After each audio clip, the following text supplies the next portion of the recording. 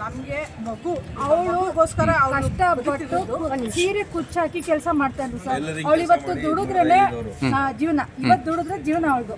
ಇವಾಗ ಏನಂದ್ರೆ ಧನುರ್ಮಾಸದಲ್ಲಿ ಕೆಲಸ ಕಡಿಮೆ ಇತ್ತು, ಹಂಗಾಗಿ 2 ದಿನ ಅಂತ ಟ್ರಿಪ್ಪಿಗೆ ಬಂದು ಕೆಲಸ ಕಡಿಮೆ ಟ್ರಿಪ್ ಬಂತು. ಈಗ ಅದೇ ನಂಬ್ಕೊಂಡು ಜೀವನ ಮಾಡ್ತಿದ್ಲಲ್ಲ, ಈ ಮಗುಗೆ ನೆಕ್ಸ್ಟ್ ಆಧಾರಕ್ಕೆ ಏನಾದ್ರು ಒಂದು ವ್ಯವಸ್ಥೆ ಮಾಡ್ಕೊಡಿ ಸರ್. ಒಬ್ಳೆ ಮಗಳು ಸರ್, ಆ ಹುಡುಗಿಗೆ ಏನಾದ್ರು ಒಂದು ಆಧಾರ ಮಾಡ್ಕೊಡಿ ಸರ್. ಸರ್ಕಾರಕ್ಕೆ ಏನು ಮನವಿ ಮಾಡ್ತಾರೆ ಮೇಡಮ್ ಆ ಮಗುವಿಗೆ ಎಜುಕೇಶನ್? ಸರ್ ಅವ್ರಿಗೆಲ್ಲ ಗೊತ್ತಿರುತ್ತೆ, ಇದೆಲ್ಲ ನೋಡಿ ಗೊತ್ತಿರುತ್ತೆ, ನೋಡಿ ಒಂಚೂರು ಮಾಡ್ಕೊಡಕ್ ಹೇಳಿ ಸರ್. ನಿಮ್ಮ ಕೈಲಿ ಏನ್ ಪ್ರಯತ್ನ ಆಗುತ್ತೆ ಮಗು ಭವಿಷ್ಯಕ್ಕೆ ಮಾಡ್ಕೊಡಿ ಸರ್.